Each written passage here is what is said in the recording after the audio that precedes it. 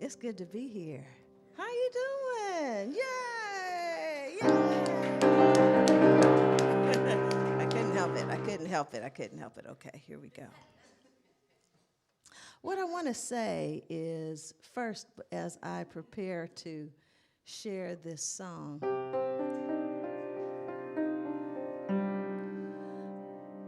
this Creating Me a Clean Heart Bible study. I consider myself a Bible student, and there is such mysticism in the Bible.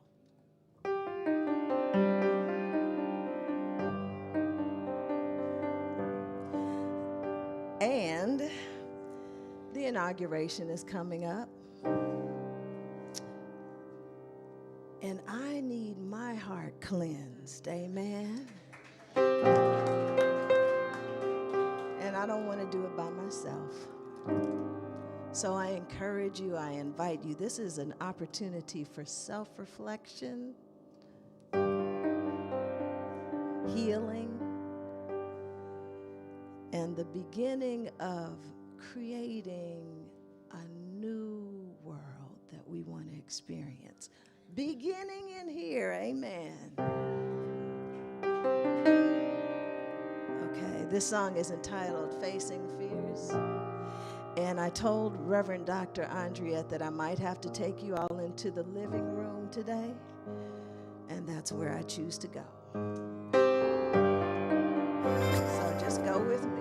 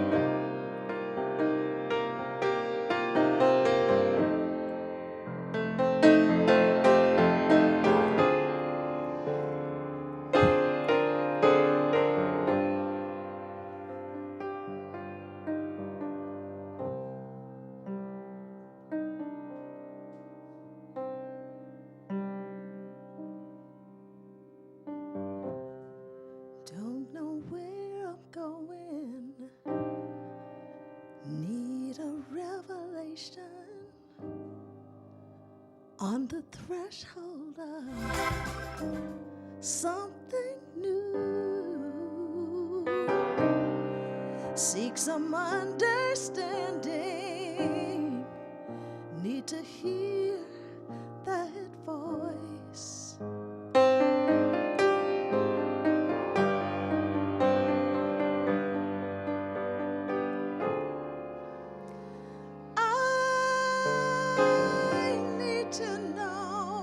What's going on with myself?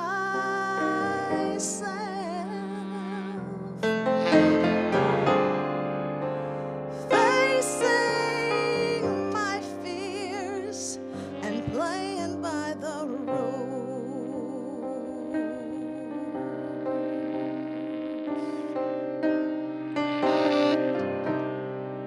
Use constructive time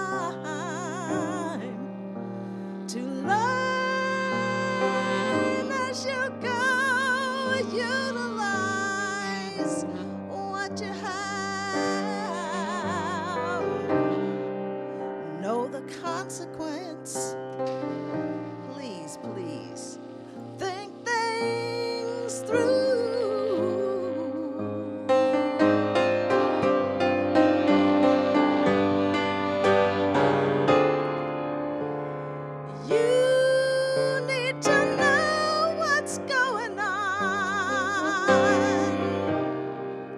With yourself,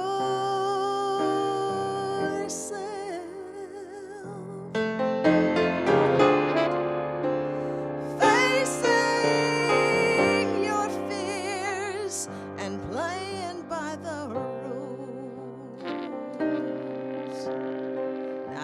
playing with Annie Stafford for many years. Please play.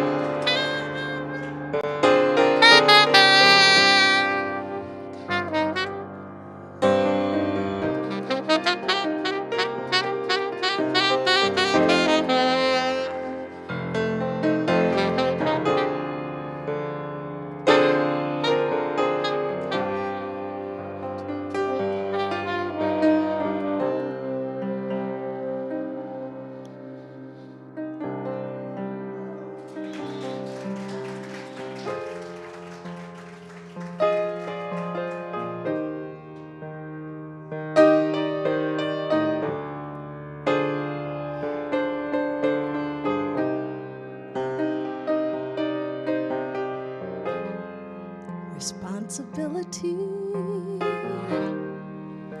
integrity, authenticity, and humility. Responsibility, integrity, authenticity, and humility.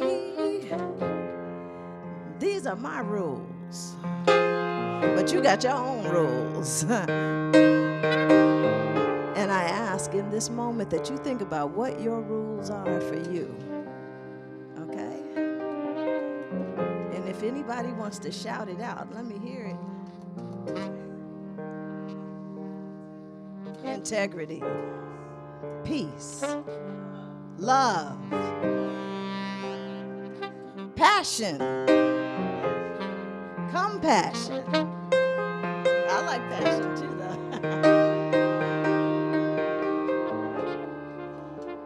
Love, love, love, love, love.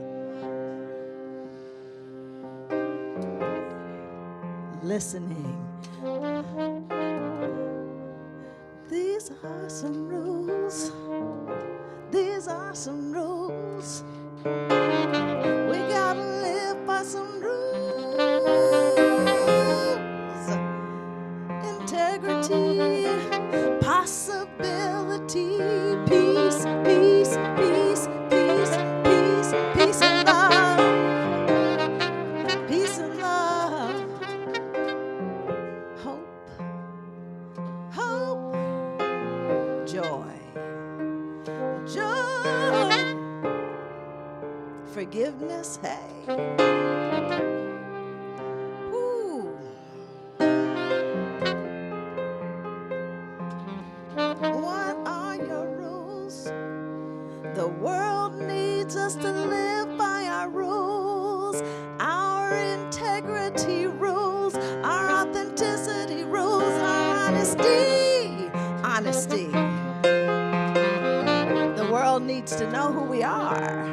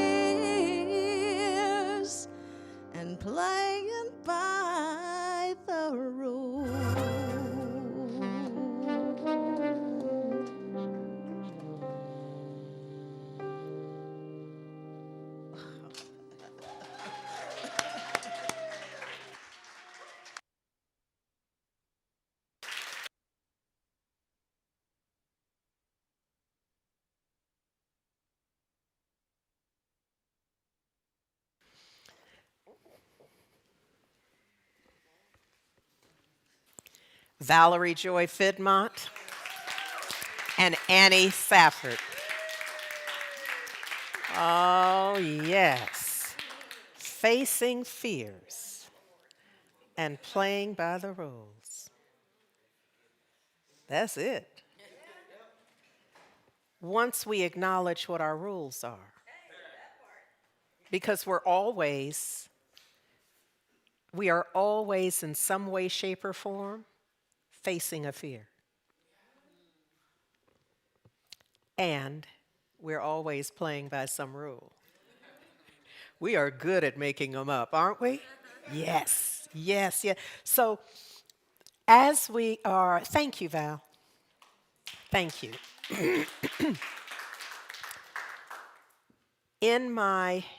Let me just say that that song is on your Singing the Sacred Yes CD. And so we could have that on repeat if we chose. You know, just to tune ourselves, to attune ourselves to what we're called to. We are all on an adventure in faith, and it includes facing our fears. And the informed, the aware also know that we're always playing by some rule. And often it's under the radar. So you don't even know you've made up a way to be that may or may not be serving. I'm just saying. Just saying. So look, part of what is up, I love that you shared about the workshop coming up because there's a lot. It includes whatever fears and trepidations we may have. And so, Val, you mentioned I almost said the coronation. Pray for me. Pray for me. The inauguration, thank you, thank you.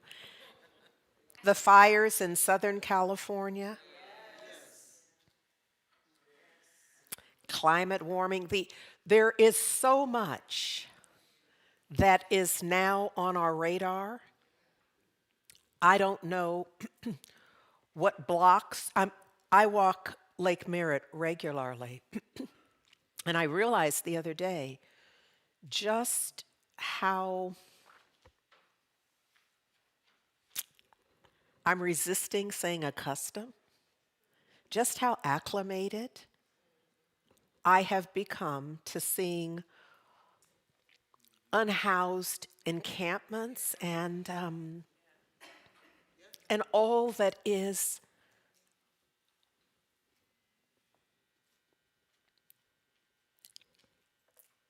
it hasn't always been this way. And it's this way on our watch. So it's a real opportunity. It's a real opportunity.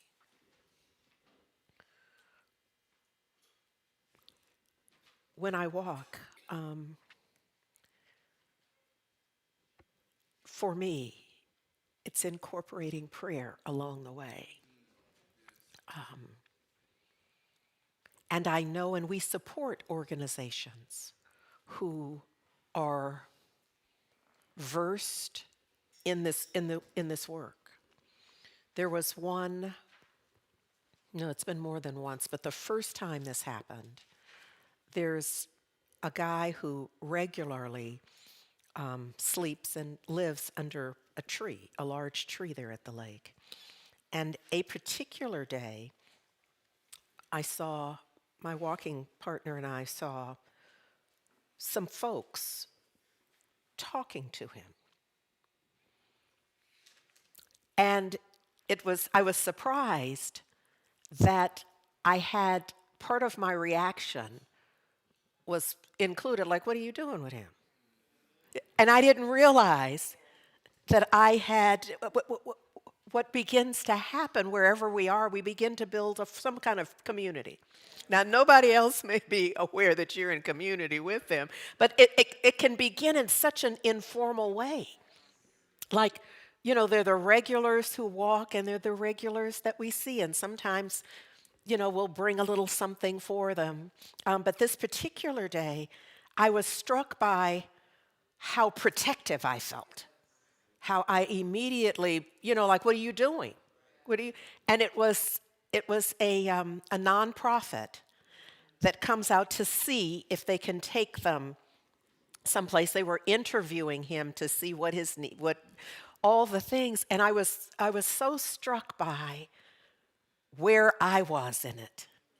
You know how I'd inserted myself, and I wasn't aware of that. I wasn't aware of, and so I wonder. First of all, I hadn't known that this was going to be what would show up. I'm just in this mind of what are some of our fears that hold us in places that we're not even aware that we're being held, where we sometimes, I guess the extreme might be that it literally stops us from being who we are. At the core of our being, the compassion, the empathy, the love that we are. There are those experiences in life that often just layer in our consciousness in such a way that the outcome is one of pushing that down in a very kind of protective way. I think often if we realize that that is our experience, our thought can be in the realm of it's a protective cover over my heart because it would bleed every day, all day. And we know on the one hand that that's not helpful. And on the other hand, we know we cannot live this life with our heart encased and unavailable to our living.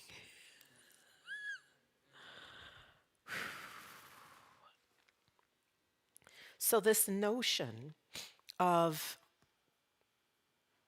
let me just say that I began last week with us focused on that last week was the first Sunday of the year. And so my opening was one of asking us, and I remember that the folks at home, the folks tuned in, were with me. I felt that because what I recall in this moment that the people in the room, not y'all. Y'all are different. Y'all are different, or you're on a new day. And I'm just knowing y'all going to be with me, unlike the folks who were here last week. But the folks who were tuned in were right there with me. So look, what we focused on some was just looking at how so many of us are conditioned or trained to set a resolution for the first of the year. And then I shared with you that last Friday, that day before yesterday, yeah, that is that recent, day before yesterday, is officially Quitter's Day. And it's because the research is that about 80% of the folks who set a resolution on the 1st, or I'm going to stretch it on the 31st. So from the 31st to the first Friday, which in this case happened to be the 10th, we're done. We have fallen off. Now, if we are, and I know y'all are different. Y'all set your resolution and you are still standing strong. I know that. I see some of y'all diverting your vision. So wherever you are, what I've come to say is there's a reset button. There's a reset button.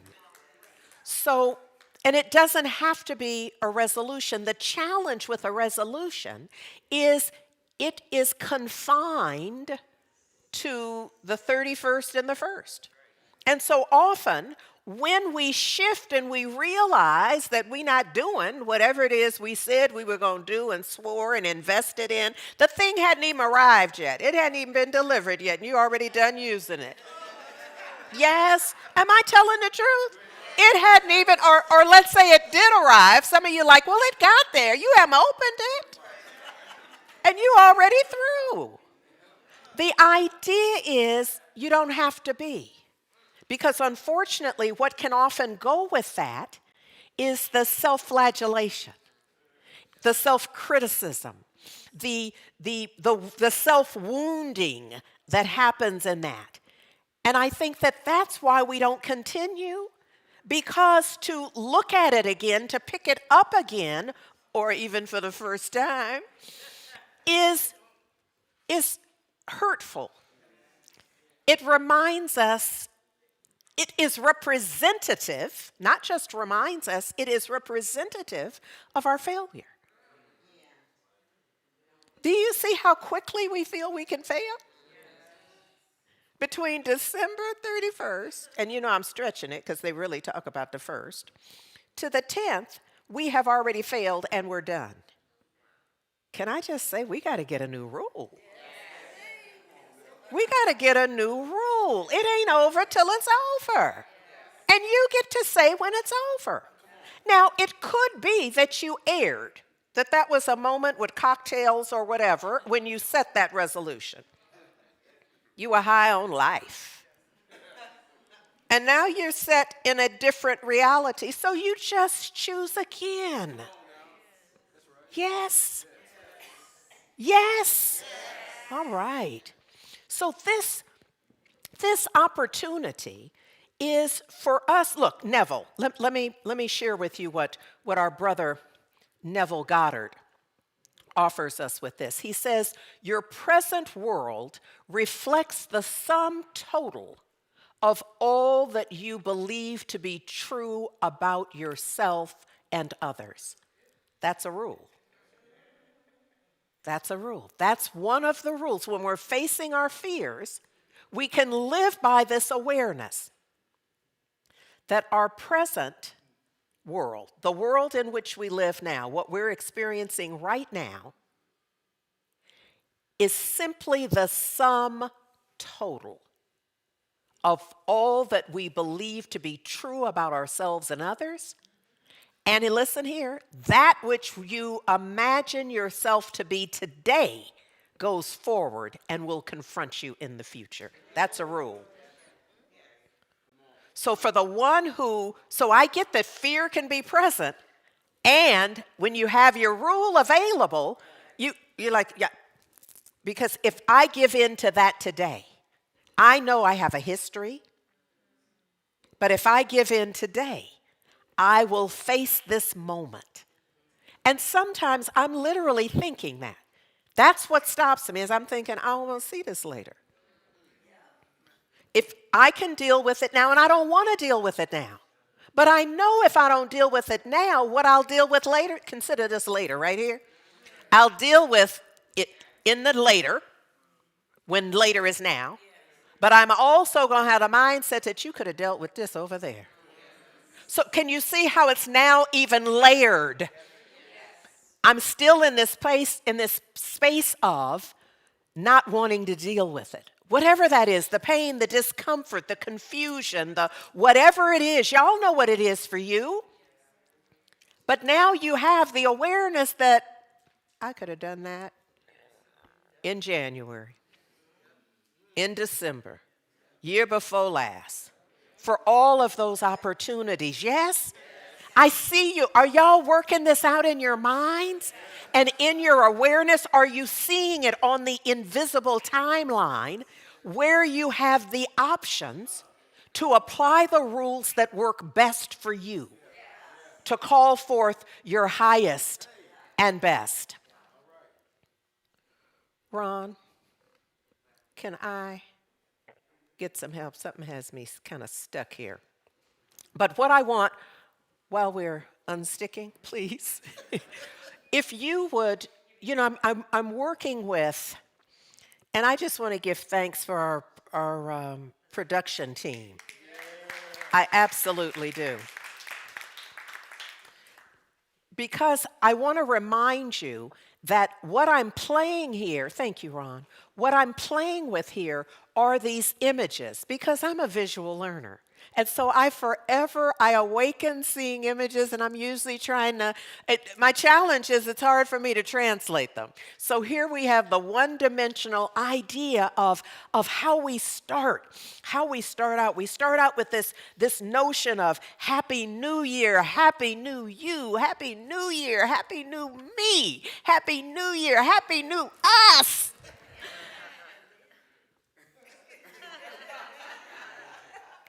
And sometimes that's all we've done. That's all we've done is get into the feeling of, oh, ain't it wonderful? And then the rubber band pops. And kind of back we are, yes? So I wanted us to have this sense of what's required in the forward motion. And so I want to talk a little bit about, I'm going to focus all of my time with you today on the get ready. Would that be okay? Because I think I'm okay with the celebration, and we could even have a glass of bubbly to go with the Happy New Year, Happy New Me, Happy New You, Happy New Us. And when we finish all that, we got to get ready to do something new. Because absent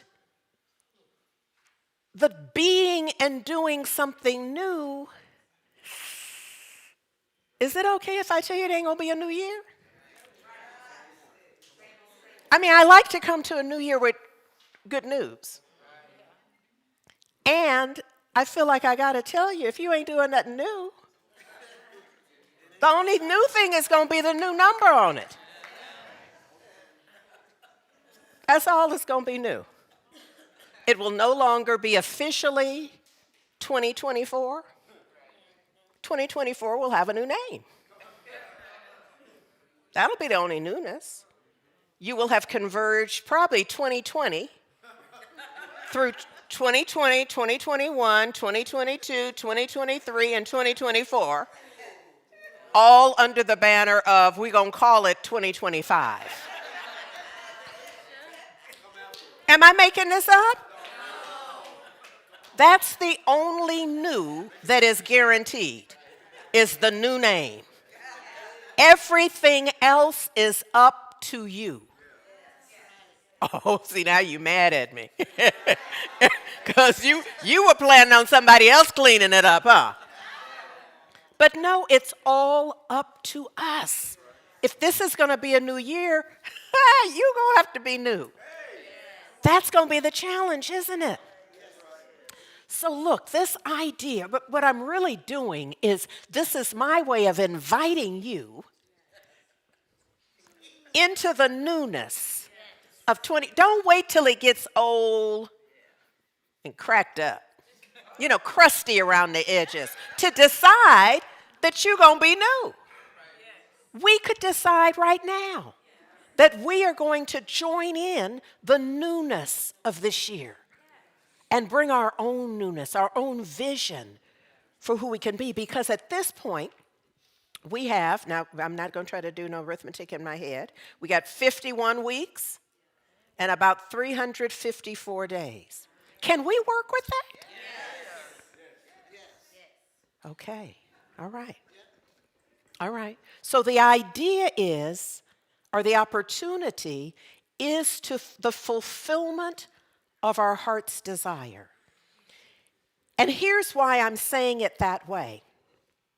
What I have observed through all of my years in ministry and as a licensed practitioner before that, as a facilitator, even in my corporate work, is that absent the heart's desire, another word for heart's desire is I love it. I'm passionate about it. It has my attention. When I think about that thing, I feel an aliveness. Does that make sense? If that's not where it's coming from, it's probably not going to happen. Because there won't be sufficient momentum to get you to December. I think that's why January 11th is kill date. The expiration date on the resolution, officially Quitter's Day, because there never was enough more momentum. There wasn't enough, I talked about last week, enough torque. You know, where you're in the blocks, but if you've ever seen them, they got to spring out of those blocks, which is why a lot of us don't. Okay. The idea is there has to be sufficient momentum. And when we look at it in the physical sense, and we're thinking about athletes doing it, it's an external, what we see. At least we see the external manifestation demonstration of it. But it's really an inside job. That torque is coming from the inside. Now, nobody's asking you to jump over tall buildings, but I am asking you to believe that you can get past whatever the limit is that's holding you. Now, for some, you might be saying, Rev, that is a tall building. That thing that is blocking me is the equivalent of a tall building. It may be, and what we must build is our muscle. We got to build whatever's required in order to get past it. And some of it may be a ladder, a stool. I don't know what the staging needs to be, what your prop is. Y'all knew it was okay to bring a prop. Oh, y'all did? Somebody said, I hope it is. Yes. Yeah. See, the game, the rule is you have to do whatever it is you have to do. Have you ever been in kind of one of those group activities where they set the expectation and we're all going to work, and then there's a group that decides, well, we're going to get this, we're going to get the drums, and we're going to get some, you know what I mean? They get the accoutrement to make the thing work. And the other group over there, they didn't say we could get the, nobody said we could use the, somebody's saying it today. In order for you to move forward your heart's desire, you're going to have to get whatever props you need to get. You're going to have to bring whatever you need to bring. You're going to have to get up and get over it in order to have it be so. Does that make sense? Ooh-wee. So this is not, I'm not inviting you to, I know sometimes if this message is new to you, if this feels like, what's she talking about? Is she asking me to deny my circumstance? No. I'm asking you to get fully ensconced in reality with a capital R. And the reality, the capital R reality. Now there's some lowercase realities that we could just fill the rest of the time with each of us shouting that out. But the uppercase R reality, there is one. There is one. And it goes by different names. It could be, I'm a child of God. I am one with the divine. It's whatever you put with I am. Does this make sense? So it's not denial. It's not denying that there's been trauma or wrong or fear forward, because you know fear is always forward. Yeah, it's not the thing that's already happened, because we got other names for that, where we ensconce ourselves in whatever those emotions are. But fear is forward. We're worried about it. We're prepping ourselves often for the worst case scenario. Yeah? Yeah. Yeah. So in this uppercase R reality, it's where we call forth, where we acknowledge and call forth our greatest yet to be. Where we interact with it, where we entertain it, where we have a sense of what that is. And it's going to shift. It will shift with you because it's a function of consciousness. And so as you expand your consciousness, your greatest yet to be expands as well. But you got to start someplace. So the idea here is that I'm inviting you to the consideration of that. So let's look at another rule. If you desire, and I made these up, by the way, that's how rules happen. You know, like this, like, y'all know that any rule was made up by somebody. Okay, so I'm the one today. All right, so look, if you desire something you've never experienced, you must be prepared to undertake actions you've never attempted before. If you want to be different and have a different outcome, you're going to have to be the difference and initiate the different outcome. This is very good news. Some of y'all, your faces are, I'm going to have to work with these people at home. Because, see, I know y'all at home are shouting and you cannot even be still because this is such good news. Because it sets the dominion where it belongs. You get to decide. You get to decide. In every moment, you are empowered to make a decision, to make a choice, and decide about it. So if you desire it, and that's all you have because you've never experienced it, you already know you got work to do.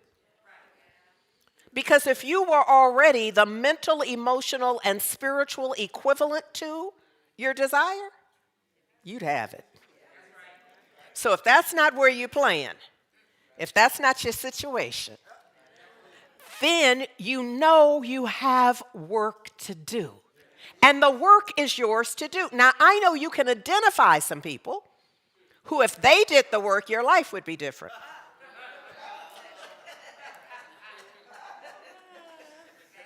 But that's not a new idea, and I'm not clear it's ever worked well. So let's not use that as one of our rules, where we will inform somebody about how they ought to be, and then we'll wait on the transformation of our life. I'm going to suggest that this ain't that. We've already done it, yes? To a person, we have already done that. Let's try something different. Look at here. Ernest Holmes suggests that the starting point to creating a better future, and is that where we are? Okay. All right. That's where I am. Let me just go with it that way. I'm at the starting point to creating a better future. And what he offers me is to deliberately free my mind of the mistakes of yesterday. Now, y'all know this is not, or allow me to share with you, this is not a mountaintop teaching. So when I say this to you, part of me is like, write that down. Because on those occasions, when I have done that, when I have let go of yesterday, it has worked brilliantly. Oh my God. And it begs the question, doesn't it? Well, now, preacher, why you don't do that all the time? 'Cause. Period, full stop. Period, full stop. Because if I knew I'd be working that out, I'm just observing. And sometimes I observe thinking, now I know you know better than this because you can see where this is headed.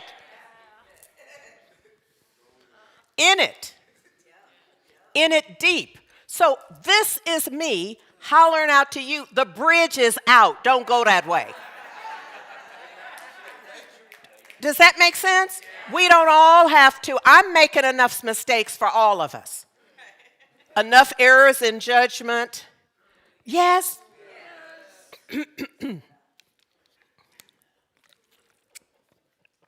That only happens when I've been hollering.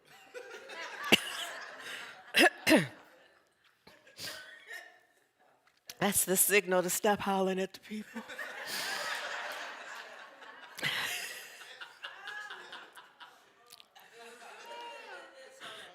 Thank you. I love you too. So look, Ernest Holmes says that not only are we freeing our minds from the mistakes of yesterday, that we are also called to feel that they are no longer held against us.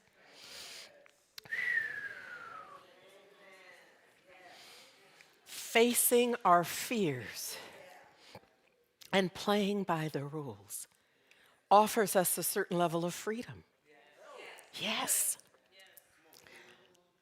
They no longer need to be a liability. What? That sounds like I'm free. Yes, that sounds like anyone who uses this, converts this to a rule, they can use it toward freedom. Yes, you do you. You do you. Decide. Look, another rule, if you desire something you've never, I already told you that. Okay, I put that in twice. Okay. So look, God speaks to us through desire. This is Neville, urging us to reach higher and higher levels of awareness. He goes on to say, exercising our own wonderful human imagination to achieve these desires, we are actually experiencing God in action. So sometimes our fear is that we're non-deserving, that we shouldn't be focused on it. Neville is inviting us into reaching higher, engaging more fully. Through our faith, in our imagination, we will eventually conclude that Christ, the power and wisdom of the divine, is within us, operating, manifesting, demonstrating as our imagination. Yes? Yes. So, this is,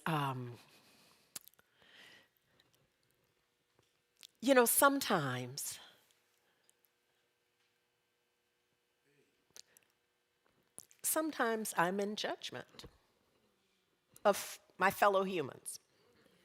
And a place where I've noticed repeated judgment on my part is it's in the give up. Where I believe I can see more for them. Where I'm like, you don't see that you're right there on the precipice of the good we've been praying about, we've been vision boarding around.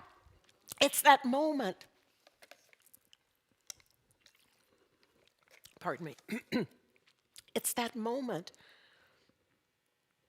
where we have our personal quitter's day. It's that moment where we turn tail on the vision. And I understand there. Pardon me. Thank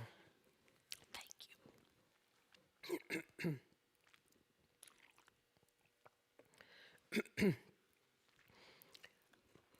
I don't just understand it, I overstand it. Where I start tripping is when the explanation is, it must not have been for me.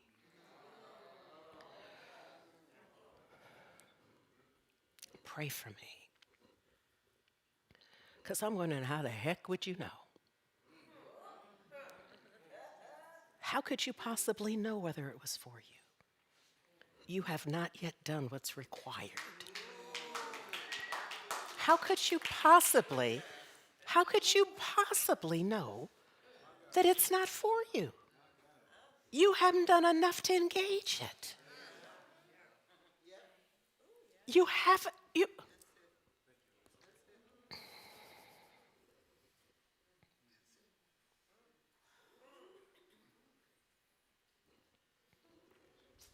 So I made a slide for it. How do you know? And what I think I'm demonstrating here, illustrating here, is that, you're in the blocks. You've assumed some position around that demonstrates to you an awareness of a desire beyond where you are.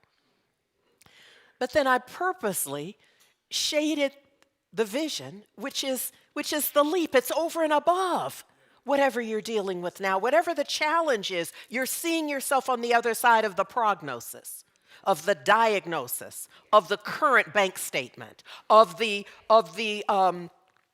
loan review or denial. You're seeing yourself on the other side of whatever that is that's holding you in a space of, can I even? And it's a little fuzzy sometimes.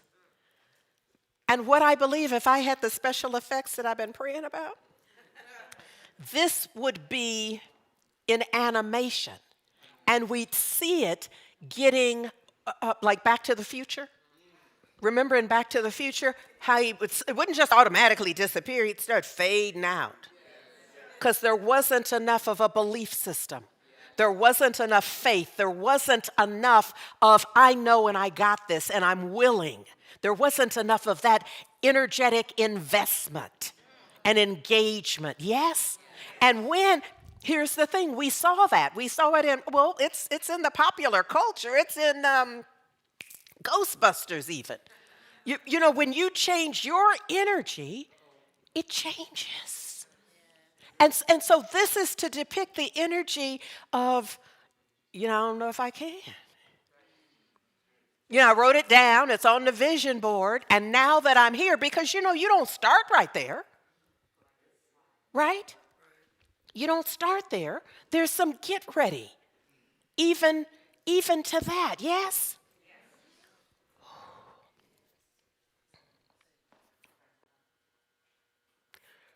Part of the get ready, let's just look at this.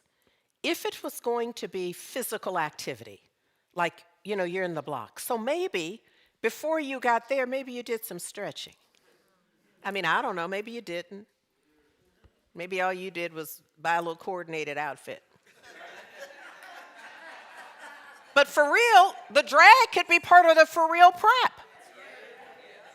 Yes? Oh, y'all strong on that tip, though. Yeah. That really is, y'all. That's the part we understand. Yeah. So it could be a legitimate part of it if something else happens. I'm just suggesting that in order to move from what your heart's desire is, first of all, you got to decide what that heart desire is, not just I want to have it.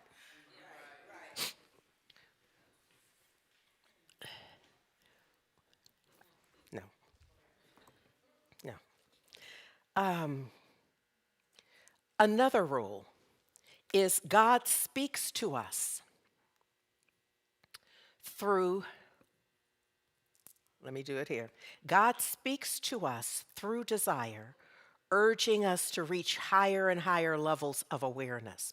So see, when we're there, I want you to see this, that there's the get ready part, yes? So the divine doesn't just show up and say, you ought to have $1 million.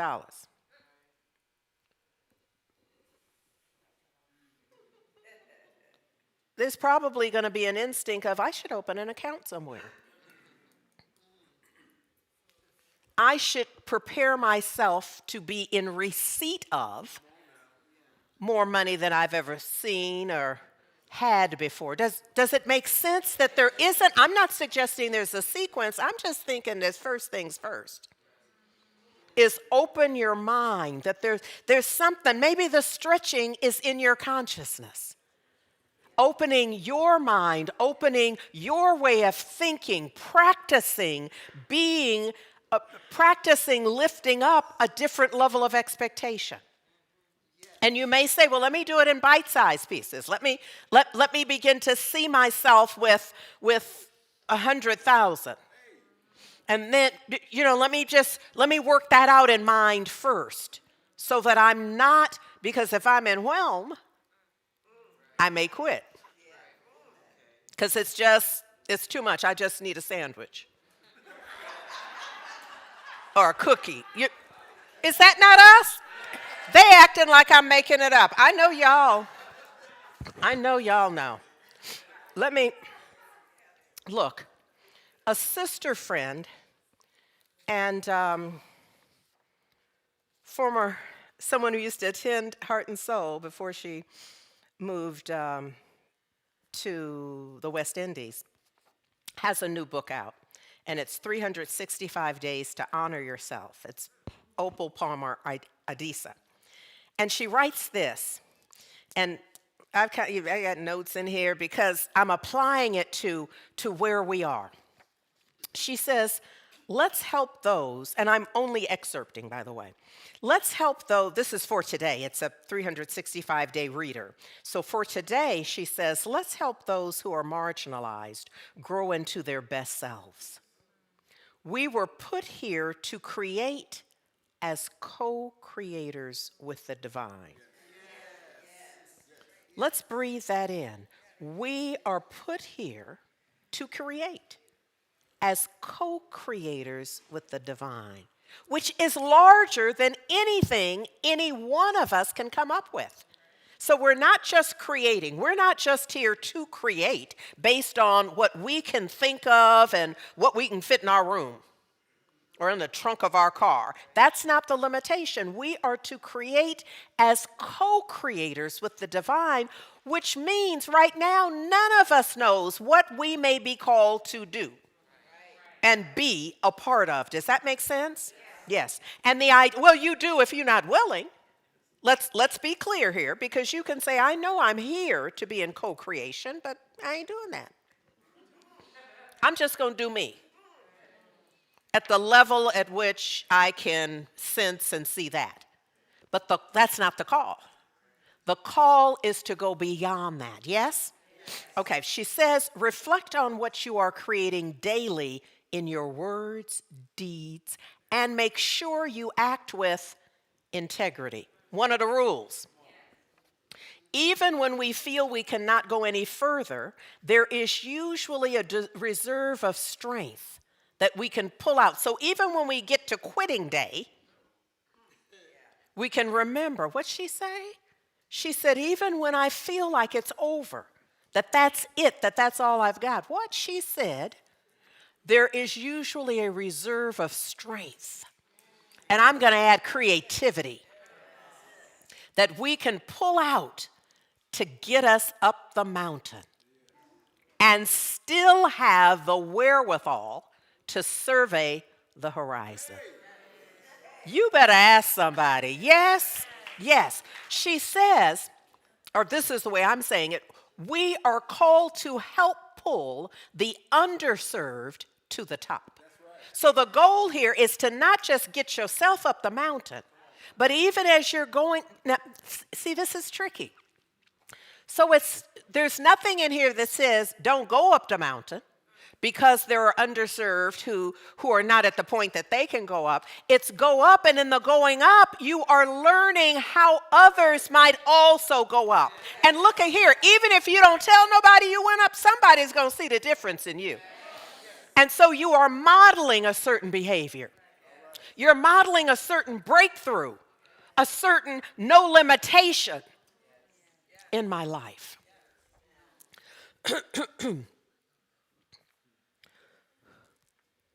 She suggests that we spend a few minutes reflecting on what we're creating, on the seeds we're sowing. She asks, what does integrity, and I add authenticity, what does it mean to you? I ask it this way: how do you use your rules to help yourself and others live a meaningful life? I'm not pretending any of us has the answer right now, but it's worthy of a meditation. It's worthy of a centered self-inquiry. Yes? I mean, it's not a quick question. It's not like, who has an answer right now? Raise your hand. It's instead for your consideration. She says, spend a few minutes reflecting. It may take longer than a few minutes. Be willing to invest. She says, acknowledge your strength and your worth. Because if you're not doing that, you know what it means? It means you're not acknowledging anyone's. Even if you think you are. Because you really can't. It's a rule. I know we think we can be magnanimous offering something we don't yet have. and we don't have a positive sense of self, there's not really a chance that you're offering a positive sense of anyone else. That feels like that's a plenty right there. That's a plenty. You know what I'm saying? Because look, once we engage, excuse me, once we engage our clear vision, okay, I'm stuck again, so I'll have to do it from here. Once we engage our clear vision, intention, focused attention, and commitment, I'm going to read it again. Because this is once we do this, it's an if-then. Once we engage our clear vision, so we got to have a vision. First of all, it starts there. It presupposes you have a vision, an intention, a clear intention, focused attention on the vision and intention, and commitment. Now, this could be one of those word problems in arithmetic, because once you add that up, what you have is a victory. What you have is a victory. This notion of whatever it took, the stretching, the purchasing of the coordinated little workout suit, all of the things, the inserts, the orthodontic, I'm not orthodontic, but orthopedic. Orthotic, thank you. The orthotic for the new running shoes or walking shoes or whatever it is, yes? So we're getting it together. We're in our get ready. And once we put all that together, our intention is what? To have the victory. To be standing in, it is done. And indeed it is. Thank you.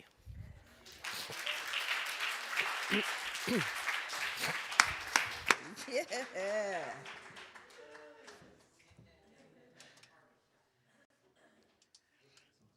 All right, victory.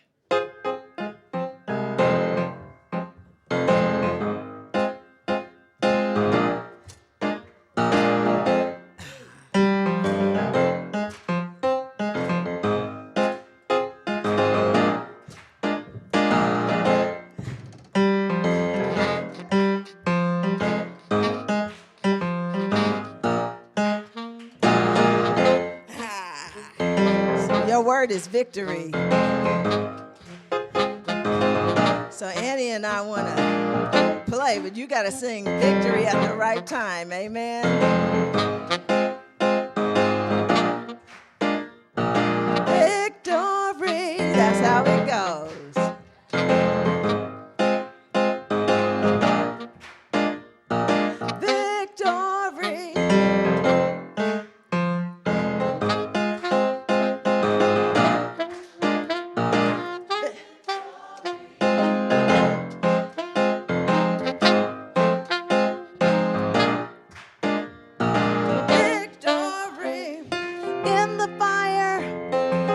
It seems so hard, I can't find my way.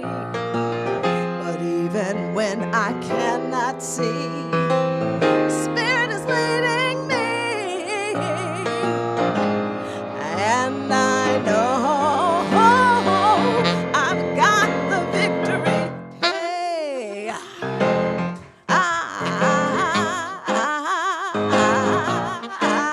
I got the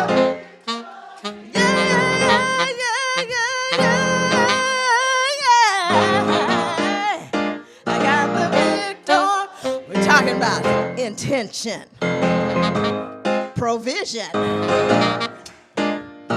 victory, imagination, yeah.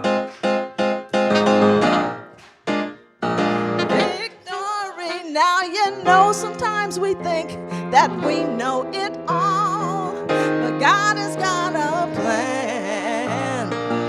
So even in your darkest night, hold on to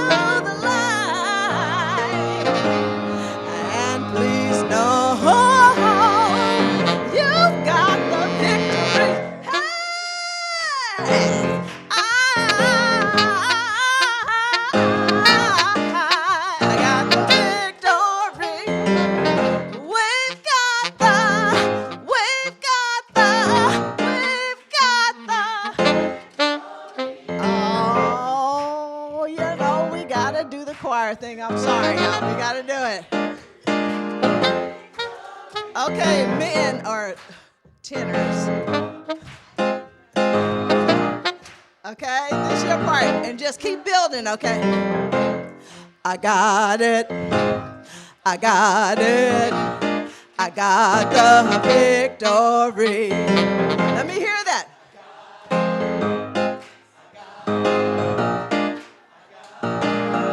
Okay, keep doing that. Victory. This is the alto part. Victory. Victory. Victory. Victory.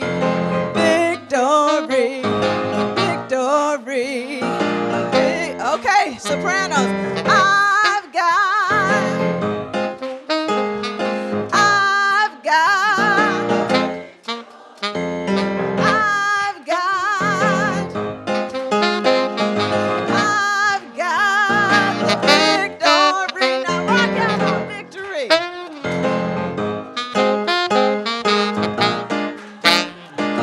Victory. Think about it. We have prepared. We are prepared. We've done our stretches. Now we're ready for the victory.